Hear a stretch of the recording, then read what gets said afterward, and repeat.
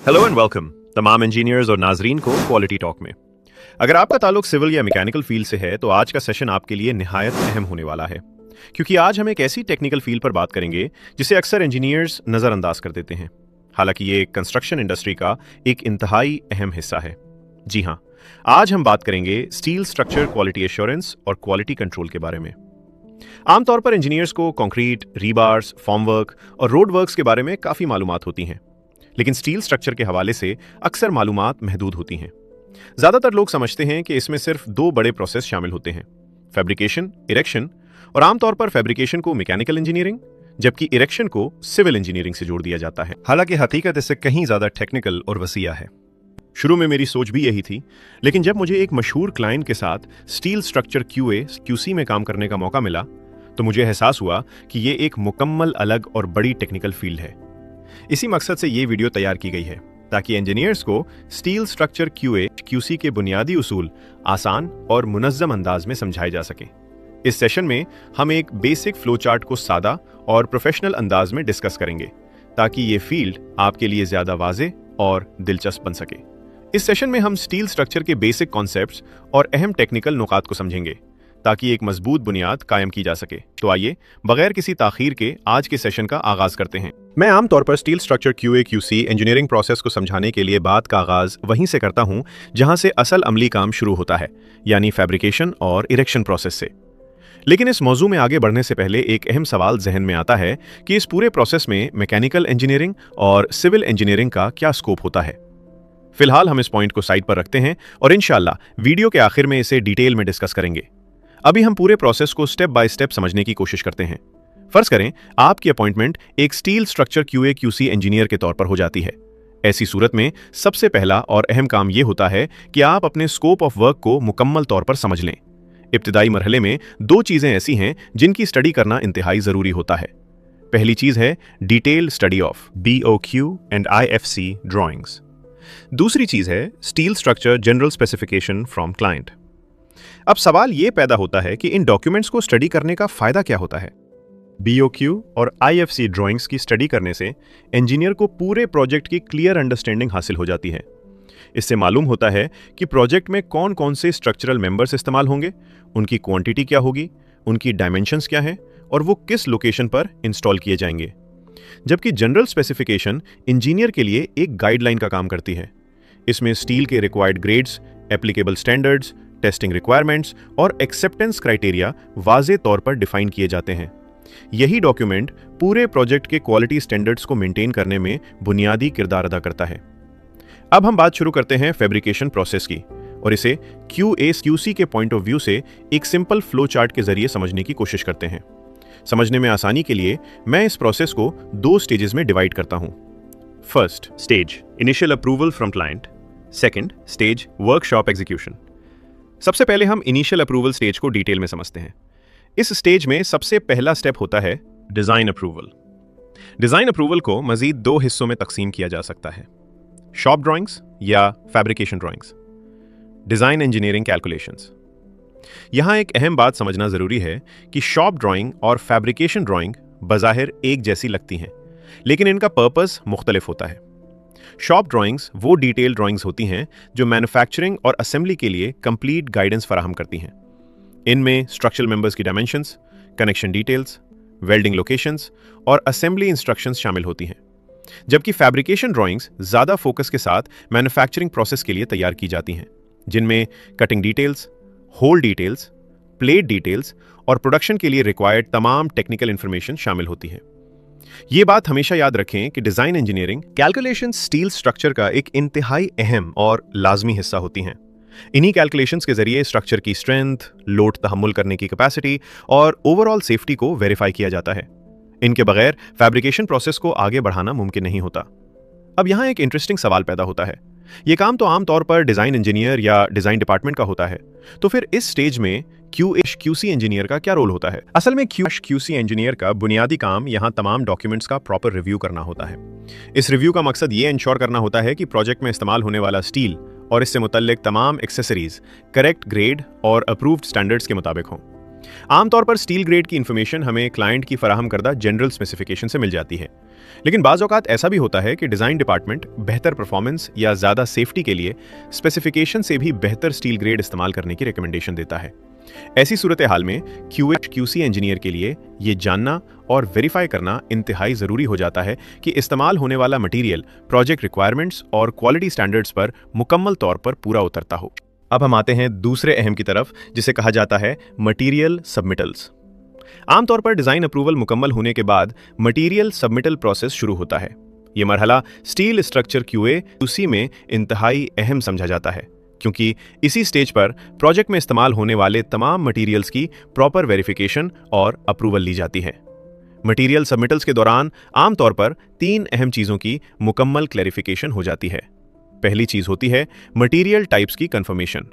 इसमें यह clearly define किया जाता है कि प्रोजेक्ट में कौन कौन से मटेरियल्स इस्तेमाल होंगे, जैसे कि स्टील ग्रेड्स, प्लेट्स और structural sections, anchor bolts, nuts और bolting accessories, painting systems, galvanising requirements और दीगर मुतअल्लिक एक्सेसरीज। ये तमाम चीज़ें इंश्योर करती हैं कि फैब्रिकेशन के दौरान कोई कंफ्यूजन पैदा ना हो और तमाम मटेरियल अप्रूव्ड स्टैंडर्ड्स के मुताबिक हो। दूसरी अहम चीज़ होती है मटेरियल सप्लायर की वेरिफिकेशन। स्टील स्ट्रक्चर प्रोजेक्ट्स में अक्सर ऐसा होता है कि रॉ मटेरियल जैसे स्टील प्लेट्स या स्ट्रक्चरल मेंबर्स एक मुख्तस अप्रूव्ड सप्लायर फराहम करता है। इस स्टेज पर QA/QC इंजीनियर ये वेरीफाई करता है कि सप्लायर क्लाइंट की रिक्वायरमेंट्स और अप्रूव्ड वेंडर लिस्ट के मुताबिक है या नहीं। ये वेरिफिकेशन इसलिए ज़रूरी होती है ताकि मटेरियल की क्वालिटी और ट्रेसेबिलिटी को मेंटेन रखा जा सके। तीसरी अहम चीज़ होती है वर्कशॉप या फैब्रिकेशन फैसिलिटी की डिटेल्स। अक्सर स्टील स्ट्रक्चर प्रोजेक्ट्स में मटेरियल सप्लायर और फैब्रिकेशन वर्कशॉप एक ही कंपनी नहीं होती। ज़्यादातर केसेस में स्टील मटेरियल एक कंपनी प्रोवाइड करती है, जबकि कटिंग, फिटिंग, वेल्डिंग और असेंबली का काम दूसरी फैब्रिकेशन वर्कशॉप में किया जाता है। इसीलिए QA/QC के लिए यह जानना इंतहाई ज़रूरी होता है कि फैब्रिकेशन कहाँ हो रही है, इस वर्कशॉप की फैसिलिटीज़ क्या हैं, वहाँ अवेलेबल मशीनरी, वेल्डिंग प्रोसीजर्स और quality control system client requirements के मुताबिक हैं या नहीं। यहाँ एक अहम बात मैं वाजे करना चाहूँगा। इस वीडियो में हमारा मकसद सिर्फ प्रोसेस फ्लो को समझना है, ताकि आपको ओवरऑल स्टील स्ट्रक्चर QA/QC का कॉन्सेप्ट क्लियर हो जाए। अगर हम मटेरियल सबमिटल्स के हर टेक्निकल पहलू में डिटेल में जाएं, तो ये वीडियो गैर ज़रूरी तौर पर बहुत लंबी हो जाएगी। इसीलिए मैं आने वाले सेशंस में मटेरियल सबमिटल्स के हर हिस्से पर अलग अलग डिटेल वीडियोस बनाऊंगा, जहां मैं प्रैक्टिकल एग्जांपल्स के साथ ये तमाम चीज़ें दिखाने की कोशिश करूंगा, ताकि आपको थ्योरेटिकल के साथ साथ प्रैक्टिकल अंडरस्टैंडिंग भी हासिल हो सके। मटेरियल सबमिटल्स के बाद आमतौर पर अगला अहम मरहला होता है थर्ड पार्टी इंस्पेक्शन एजेंसी की अप्रूवल। इस मरहले में क्लाइंट से एक प्री क्वालिफिकेशन रिकॉर्ड डॉक्यूमेंट्स की अप्रूवल हासिल की जाती है, जो थर्ड पार्टी इंस्पेक्शन एजेंसी से मुतल्लिक होते हैं। अब सवाल यह पैदा होता है कि थर्ड पार्टी इंस्पेक्शन एजेंसी की जरूरत क्यों पेश आती है। स्टील स्ट्रक्चर प्रोजेक्ट्स में अक्सर ऐसा होता है कि फैब्रिकेशन वर्कशॉप प्रोजेक्ट साइट से काफी दूर वाक़ होती है। ऐसी सूरत हाल में क्लाइंट के लिए यह मुमकिन नहीं होता कि वो हर वक्त अपनी इंस्पेक्शन टीम वर्कशॉप में मौजूद रख सके। इसीलिए क्लाइंट आमतौर पर एक approved third party inspection agency को नामजद करता है, जिसका बुनियादी मकसद ये होता है कि वो फैब्रिकेशन और मटेरियल इंस्पेक्शन को क्लाइंट के क्वालिटी स्टैंडर्ड्स के मुताबिक वेरीफाई करे। थर्ड पार्टी इंस्पेक्शन एजेंसी की अप्रूवल के बाद उनका किरदार बहुत अहम हो जाता है। ये एजेंसी आमतौर पर दर्जेल जिम्मेदारियां अदा करती है। अप्रूव्ड मटेरियल सबमिटल्स के मुताबिक मटेरियल सैंपलिंग करना, मटेरियल की टेस्टिंग और वेरिफिकेशन करना, स्टील ग्रेड्स, मिल सर्टिफिकेट्स और टेस्ट रिपोर्ट्स को वेरीफाई करना, फैब्रिकेशन एक्टिविटीज जैसे कटिंग, फिटअप, वेल्डिंग और असेंबली की इंस्पेक्शन करना, रिक्वायर्ड टेस्ट्स जैसे विजुअल इंस्पेक्शन, डायमेंशनल चेक्स और दीगर क्वालिटी चेक्स परफॉर्म करना, और आखिर में क्लाइंट को इंडिपेंडेंट इंस्पेक्शन रिपोर्ट्स प्रोवाइड करना। सादा अल्फाज में अगर कहा जाए तो third party inspection agency client की नुमाइंदगी करते हुए क्वालिटी को मॉनिटर करती है और इंश्योर करती है कि तमाम वर्क अप्रूव्ड स्टैंडर्ड्स के मुताबिक हो रहा हो। यहां भी मैं एक बात वाजे करना चाहूंगा कि इस वीडियो में हम सिर्फ प्रोसेस फ्लो को समझने पर फोकस कर रहे हैं। अगर हम थर्ड पार्टी इंस्पेक्शन के हर टेस्ट और हर प्रोसीजर को डिटेल में डिस्कस करें तो ये टॉपिक खुद एक मुकम्मल सेशन बन सकता है। इसीलिए आने वाले सेशन में मैं कोशिश करूंगा कि third party inspection, testing procedures और इंस्पेक्शन कोऑर्डिनेशन को प्रैक्टिकल एग्जांपल्स के साथ अलग वीडियोस में एक्सप्लेन किया जाए। अब हम आते हैं अगले मरहले की तरफ, जो आमतौर पर चौथा अहम स्टेप होता है, फैब्रिकेशन वर्क प्रोसीजर्स की अप्रूवल। इस मरहले में फैब्रिकेशन से मुतल्लिक तमाम वर्किंग प्रोसीजर्स की क्लाइंट से अप्रूवल हासिल की जाती है। सादा अल्फाज में इसका मतलब ये होता है कि वर्कशॉप या फैक्ट्री में होने वाला पूरा फैब्रिकेशन वर्क किस तरीके से किया जाएगा, कौन से स्टैंडर्ड्स फॉलो किए जाएंगे और किस स्पेसिफिकेशन के मुताबिक काम मुकम्मल किया जाएगा। इन तमाम चीज़ों को पहले से डॉक्यूमेंट करके अप्रूवल के लिए सबमिट किया जाता है। फैब्रिकेशन वर्क प्रोसीजर्स में आमतौर पर दर्ज झैल एक्टिविटीज़ शामिल होती हैं: स्टील कटिंग प्रोसीजर्स, बेंडिंग और फॉर्मिंग प्रोसीजर्स, फिट अप और assembly procedures, welding procedures, surface preparation methods, painting, systems और कोटिंग प्रोसीजर्स, गैल्वेनाइजिंग रिक्वायरमेंट्स। इन तमाम प्रोसीजर्स का मकसद ये होता है कि फैब्रिकेशन का हर मरहला एक स्टैंडर्डाइज्ड और कंट्रोल्ड तरीके से अंजाम दिया जाए ताकि क्वालिटी में कंसिस्टेंसी बरकरार रहे। यहाँ एक इंतहाई अहम और लाजमी नुक्ता समझना जरूरी है। तमाम फैब्रिकेशन वर्क प्रोसीजर्स को पहले TPIA यानी थर्ड पार्टी इंस्पेक्शन एजेंसी से अप्रूव्ड करवाना जरूरी होता है। इसका मतलब यह है कि सबसे पहले TPIA इन तमाम डॉक्यूमेंट्स का डिटेल में रिव्यू करती है। वो ये वेरीफाई करती है कि procedures, applicable standards, project specifications और क्लाइंट रिक्वायरमेंट्स के मुताबिक हैं या नहीं। जब TPIA इन डॉक्यूमेंट्स को अप्रूव कर देती है तब ही उन्हें फाइनल अप्रूवल के लिए क्लाइंट को सबमिट किया जाता है। ये स्टेप इसलिए बहुत अहम होता है क्योंकि इससे फैब्रिकेशन प्रोसेस शुरू होने से पहले ही क्वालिटी को मजबूत बुनियाद फराहम हो जाती है। अब हम आते हैं अगले मरहले की तरफ, जो आमतौर पर 5वां स्टेप होता है, फैब्रिकेशन ITP और इंस्पेक्शन चेकलिस्ट्स की अप्रूवल। इस मरहले में फैब्रिकेशन के लिए तैयार किए गए इंस्पेक्शन एंड टेस्ट प्लान यानी ITP और मुतल्लिक इंस्पेक्शन चेकलिस्ट्स की क्लाइंट से अप्रूवल हासिल की जाती है। कई दफ़ा ऐसा भी होता है कि फैब्रिकेशन वर्किंग प्रोसीजर्स और फैब्रिकेशन ITP को एक साथ यानी साइमल्टेनियसली अप्रूवल के लिए सबमिट कर दिया जाता है क्योंकि दोनों डॉक्यूमेंट्स आपस में एक दूसरे से क्लोजली रिलेटेड होते हैं। अब सवाल यह पैदा होता है कि ITP की जरूरत क्यों होती है। ITP दरअसल एक डिटेल्ड रोड मैप होता है जो ये क्लियरली डिफाइन करता है कि फैब्रिकेशन प्रोसेस के दौरान कौन कौन सी इंस्पेक्शंस और टेस्ट्स परफॉर्म किए जाएंगे, किस स्टेज पर किए जाएंगे और कौन सी अथॉरिटी इन इंस्पेक्शंस में शामिल होगी। अब हम आते हैं छठे और इंतहाई अहम मरहले की तरफ, जो फैब्रिकेशन अप्रूवल प्रोसेस का तकरीबन आखिरी और सबसे क्रिटिकल हिस्सा समझा जाता है, वेल्डिंग प्रोसीजर स्पेसिफिकेशन WPS और प्रोसीजर क्वालिफिकेशन रिकॉर्ड PQR की अप्रूवल। ये अप्रूवल खास तौर पर वेल्डिंग एक्टिविटी से मुतल्लिक होती है क्योंकि स्टील स्ट्रक्चर फैब्रिकेशन में वेल्डिंग सबसे ज्यादा सेंसिटिव और क्वालिटी क्रिटिकल प्रोसेस समझी जाती है। सादा अल्फाज में अगर समझा जाए तो वेल्डिंग प्रोसीजर स्पेसिफिकेशन WPS वो डॉक्यूमेंट होता है जो ये डिफाइन करता है कि वेल्डिंग किस तरीके से परफॉर्म की जाएगी, कौन सा वेल्डिंग प्रोसेस इस्तेमाल होगा, कौन सा फिलर मटेरियल इस्तेमाल होगा और वेल्डिंग पैरामीटर्स क्या होंगे। जबकि प्रोसीजर क्वालिफिकेशन रिकॉर्ड PQR दरअसल इस बात का प्रैक्टिकल प्रूफ होता है कि जो वेल्डिंग प्रोसीजर WPS में डिफाइन किया गया है वो रिक्वायर्ड स्ट्रेंथ और क्वालिटी स्टैंडर्ड्स पर पूरा उतरता है। QA/QC के नुक्ता नज़र से ये दोनों डॉक्यूमेंट्स इंतहाई ज़रूरी होते हैं क्योंकि इन्हीं की बुनियाद पर वेल्डिंग क्वालिटी को कंट्रोल किया जाता है। ज़्यादातर केसेस में इन डॉक्यूमेंट्स की अप्रूवल के बगैर फैब्रिकेशन का अगला मरहला शुरू नहीं किया जा सकता, बल्कि बाज़ औक़ात ऐसा भी होता है कि फैब्रिकेशन के वर्किंग प्रोसीजर्स को भी क्लाइंट उस वक्त तक अप्रूव नहीं करता जब तक WPS और PQR की प्रॉपर अप्रूवल हासिल ना हो जाए। ये एक बहुत बड़ा और टेक्निकल मौजू है जिसमें वेल्डिंग टेस्ट्स, क्वालिफिकेशन मेथड्स और एक्सेप्टेंस क्राइटेरिया शामिल होते हैं। मैं इसे इस वक्त मुकम्मल डिटेल में डिस्कस नहीं कर रहा क्योंकि हमारा मकसद यहां सिर्फ ओवरऑल प्रोसेस को समझना है। डियर इंजीनियर्स, ये थी वो तमाम अहम अप्रूवल्स जो आमतौर पर स्टील स्ट्रक्चर फैब्रिकेशन वर्क शुरू करने से पहले क्लाइंट से हासिल की जाती हैं। अगर आपको अब तक ये वीडियो इन्फॉर्मेटिव और यूजफुल लगी हो तो चैनल को जरूर सब्सक्राइब करें, वीडियो को लाइक करें और कमेंट सेक्शन में लाजमी बताएं कि अगली वीडियो आप इनमें से किस टॉपिक पर डिटेल के साथ देखना चाहते हैं। आपकी फीडबैक हमारे लिए बहुत अहम है और इसी की बुनियाद पर हम मजीद यूजफुल टेक्निकल कंटेंट बनाने की कोशिश करते हैं। अब हम आते हैं फैब्रिकेशन प्रोसेस के दूसरे मरहले की तरफ, जिसे कहा जाता है वर्कशॉप एग्जीक्यूशन स्टेज। ये वो स्टेज होती है जहां एक्चुअल फैब्रिकेशन वर्क शुरू होता है। अब हम कोशिश करेंगे कि इस पूरे प्रोसेस को स्टेप बाय स्टेप आसान अंदाज में समझें ताकि हर इंजीनियर को मुकम्मल वर्कफ्लो वाजे हो जाए। Step 01 raw material inspection. Fabrication process का आगाज हमेशा रॉ मटेरियल इंस्पेक्शन से होता है। इस स्टेज पर वर्कशॉप में आने वाले स्टील मटेरियल को चेक किया जाता है और इसके साथ मौजूद मिल टेस्ट सर्टिफिकेट्स MTC को वेरीफाई किया जाता है। इस इंस्पेक्शन का मकसद ये इंश्योर करना होता है कि material approved steel grade, chemical composition और मैकेनिकल प्रॉपर्टीज के मुताबिक हो। Step 02 material traceability list. Material inspection के बाद अगला अहम मरहला होता है मटेरियल ट्रेसेबिलिटी।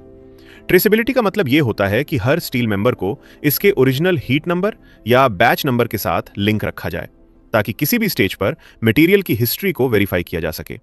यह प्रोसेस क्वालिटी कंट्रोल में इंतहाई अहम समझा जाता है। Step 03 dimension inspection. इस स्टेज पर रॉ मटेरियल या फैब्रिकेटेड मेंबर्स की डायमेंशंस को चेक किया जाता है। यह वेरीफाई किया जाता है कि कटिंग और शेपिंग अप्रूव्ड ड्राइंग्स के मुताबिक हो रही है या नहीं। यह इंस्पेक्शन फ्यूचर फिटअप और असेंबली एरर्स को रोकने में मदद देती है। Step 04 fit up inspection.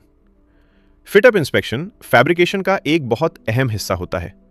इस स्टेज पर वेल्डिंग से पहले स्ट्रक्चरल मेंबर्स को असेंबल करके alignment, joint gap, bevel angle और पोजीशनिंग को चेक किया जाता है। अगर फिटअप सही ना हो तो वेल्डिंग क्वालिटी मुतासिर हो सकती है, इसीलिए यह स्टेप बहुत क्रिटिकल होता है। Step 05 welding inspection. Fit up approval के बाद वेल्डिंग एक्टिविटी शुरू होती है।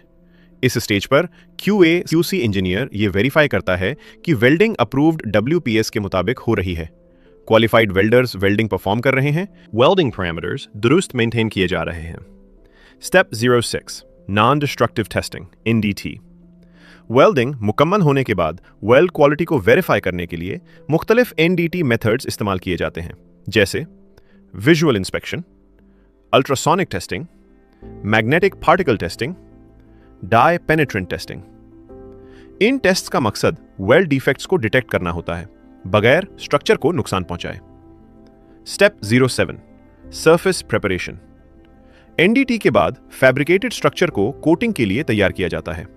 इस स्टेज पर सरफेस क्लीनिंग, ग्राइंडिंग और ब्लास्टिंग जैसे प्रोसेसेस परफॉर्म किए जाते हैं ताकि रस्ट, ऑयल और कंटैमिनेंट्स को रिमूव किया जा सके। Step 08 galvanising. कुछ प्रोजेक्ट्स में करोजन प्रोटेक्शन के लिए स्टील मेंबर्स को हॉट डिप गैल्वेनाइजिंग प्रोसेस से गुजारा जाता है। यह प्रोसेस स्टील को लॉन्ग टर्म एनवायरमेंटल प्रोटेक्शन फराहम करता है। Step 09 painting inspection. गैल्वेनाइजिंग या सरफेस प्रिपरेशन के बाद पेंटिंग प्रोसेस परफॉर्म की जाती है।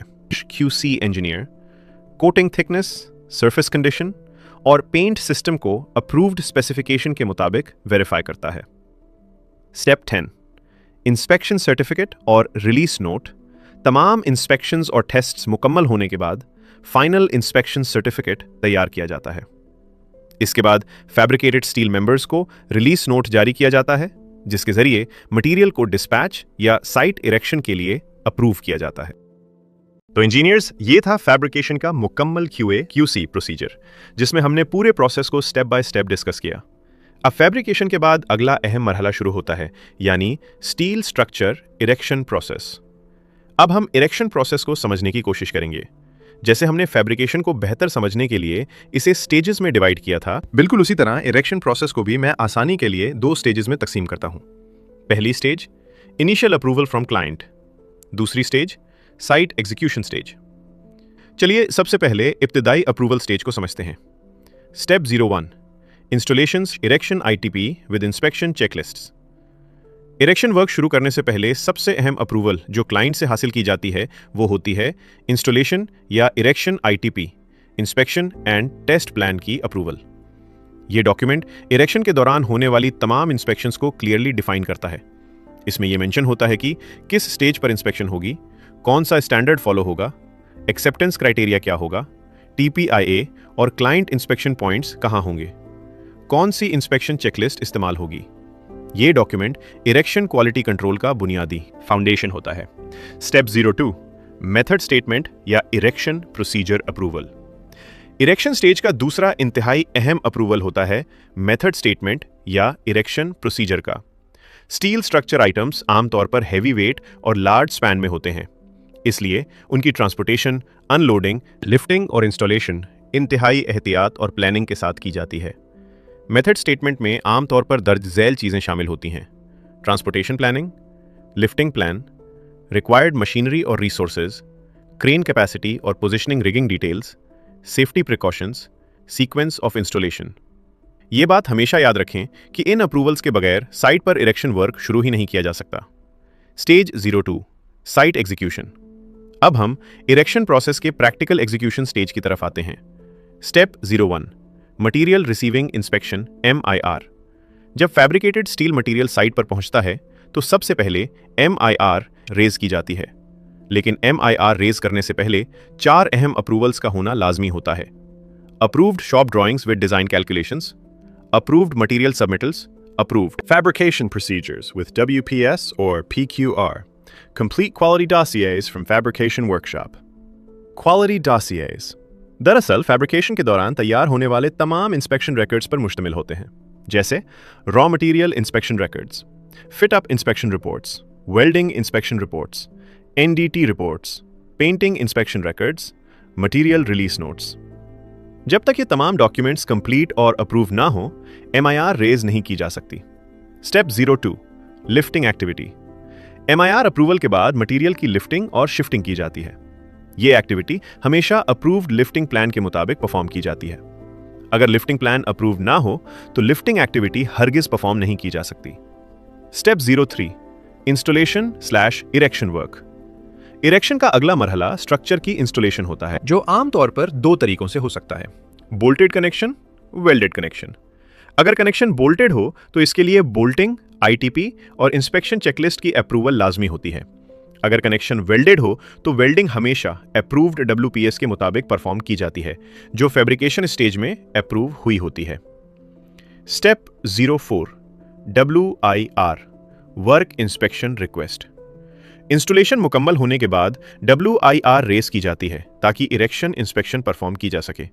इस इंस्पेक्शन में सबसे पहले सर्वे चेकिंग की जाती है, जिसमें अलाइनमेंट, लेवल और टॉलरेंस वैल्यूज वेरीफाई की जाती हैं। अगर टॉलरेंस लिमिट्स स्पेसिफिकेशन के अंदर हों तो WIR आसानी से अप्रूव हो जाती है।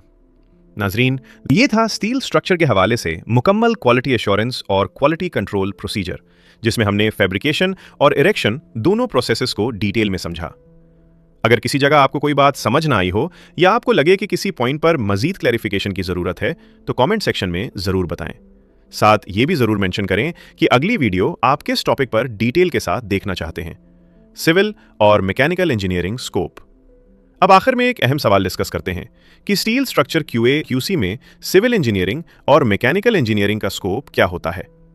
सादा अल्फाज में अगर कहा जाए तो स्टील स्ट्रक्चर QA QC में दोनों डिसिप्लिन्स के इंजीनियर्स इक्वली क्वालिफाई होते हैं। अलबत्ता वेल्डिंग और NDT इंस्पेक्शन एक स्पेशलाइज्ड फील्ड है, जिसके लिए आमतौर पर CSWIP सर्टिफिकेशन लाजमी होती है। इस सर्टिफिकेशन के बगैर वेल्डिंग इंस्पेक्शन और NDT एक्टिविटीज परफॉर्म नहीं की जा सकती। ये भी याद रखें कि वेल्डिंग इंस्पेक्टर या NDT इंस्पेक्टर को काम शुरू करने से पहले क्लाइंट से प्रॉपर अप्रूवल लेना जरूरी होता है। और एक अहम बात यह भी है कि CSWIP इंटरनेशनल सर्टिफिकेशन हासिल करने के लिए जरूरी नहीं कि इंजीनियर सिर्फ मैकेनिकल बैकग्राउंड से हों। सिविल इंजीनियर्स भी ये सर्टिफिकेशन हासिल कर सकते हैं। आजकल मार्केट में CSWIP सर्टिफाइड इंस्पेक्टर्स की काफी डिमांड मौजूद है। इसलिए अगर कोई engineer steel structure QA/QC field में अपना करियर बनाना चाहता है तो ये सर्टिफिकेशन हासिल करना एक बेहतरीन फैसला साबित हो सकता है। इंशाअल्लाह अगले सेशन में एक नए और मुफीद मौजू के साथ दोबारा हाजिर होऊंगा। अपना और अपने इर्द गिर्द मौजूद लोगों का ख्याल रखें। अल्लाह हाफिज।